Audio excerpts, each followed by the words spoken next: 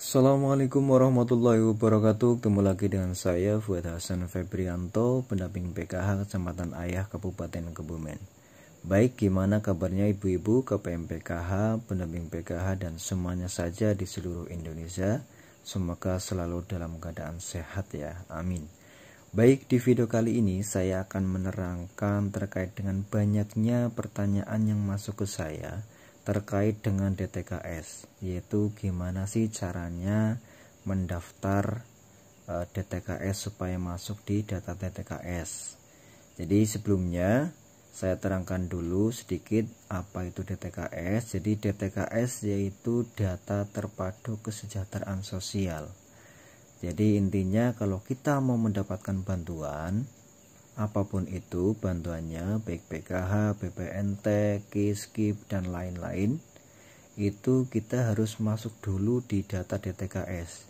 Jadi kalau kita belum masuk di data DTKS, itu kita tidak akan mendapatkan bantuan yang tadi saya sebutkan.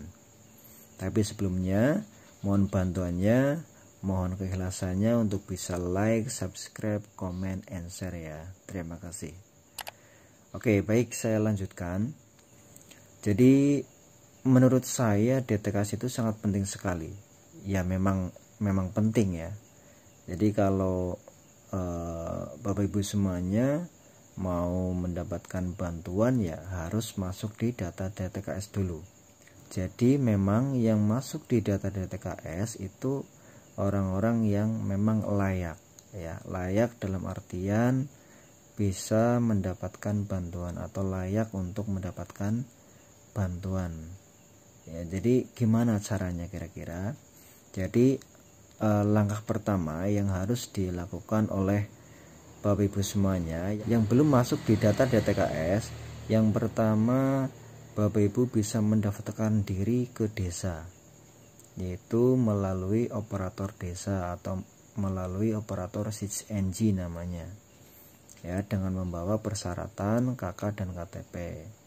Nah, nanti ada proses musdes di situ ya, musyawarah desa terkait dengan DTKS ya. Di situ termasuk dengan usulan baru ya.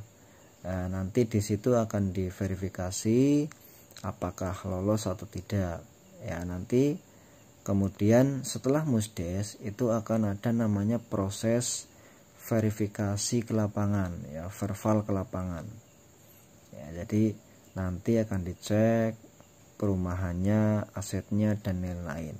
Silahkan nanti bisa dijawab semuanya pertanyaan yang diberikan oleh tim cacah namanya. Nanti dijawab dengan sebenar-benarnya, tidak boleh dikurang-kurangi atau dilebih-lebihkan. Jawab seapa adanya. Setelah adanya verbal ke lapangan, nanti petugas operator SITJ atau operator desa itu akan mengentri ke aplikasi SITJ namanya ya, aplikasi SITJ. Nanti dientri di situ. Setelah dientri selesai, nanti akan dibuatkan berita acara.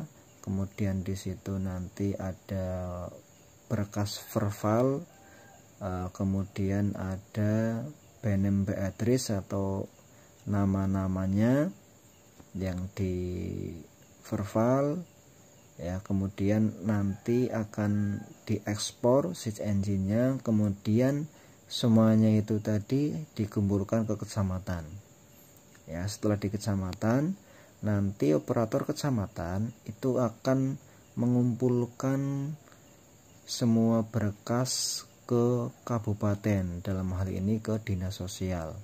Kemudian nanti di dinas sosial akan diverifikasi lagi, akan dicek datanya. Kalau sudah sesuai, itu nanti akan dikirim ke pusat ya. Nanti ada proses di situ kurang lebih 3 bulan, karena memang setiap bulan itu nanti akan dilaksanakan pengupdatean data ya. Ada musdes juga di situ setiap 3 bulan sekali ya. Nanti setelah disetor ke pusat, nanti akan turun data ya, turun data nama-nama baru atau nama-nama yang sudah diupdate di SysNG. Nah, nanti yang pengusulan baru juga masuk di situ, atau yang perbaikan data juga akan masuk di data DTKS. Ya, seperti itu. Jadi prosesnya seperti itu, tidak bisa cepat ya. Harus menunggu. Setelah masuk di data DTKS, itu juga tidak langsung bisa mendapatkan bantuan sosial, karena memang untuk penerima atau calon penerima bantuan sosial, misalkan PKH atau BPNT, itu datanya langsung dari pusat, tidak melalui usulan dari desa dan lain-lain.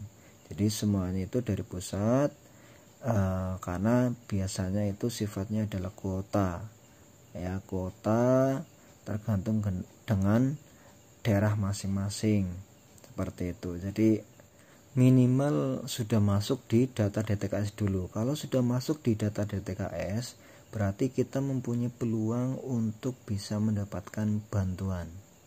Nah, tapi sekali lagi, kalau belum masuk di data DTKS, itu kita tidak bisa mendapatkan bantuan apapun.